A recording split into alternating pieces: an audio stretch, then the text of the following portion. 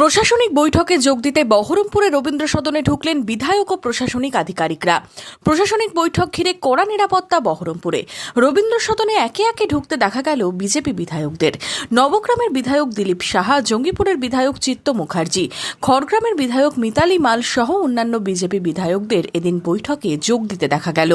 Total প্রশাসনিক meeting. আমরা শুধু জনপ্রতিনিধি হিসাবে আমরা শুধু শুনবো, আর কিছুই না। আমাদের সেই স্কোপ কিছু নেই। আমরা ওনাদের যে প্রজেক্টগুলো আছে, যে স্কিমগুলো সরকার করতে চাইছে মাননীয় মুখ্যমন্ত্রী, সেই স্কিমগুলো আরও ওয়াকিবহাল করার জন্য জেলার সিচুয়েশান জানবে এবং সেগুলো ইমপ্লিমেন্ট করতে, যাতে দ্রুত ইমপ্লিমেন্ট হয় তারই একটা। আমরা তো টেলিফোনে খবর পেয়েছি, সম্ভবত সরকারি সব জায়গায় যাতে থেকে ডাকলে তো কোনো মানে নাই।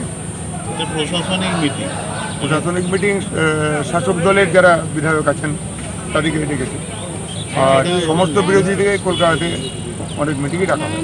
Bureau report, Madhyabanga news.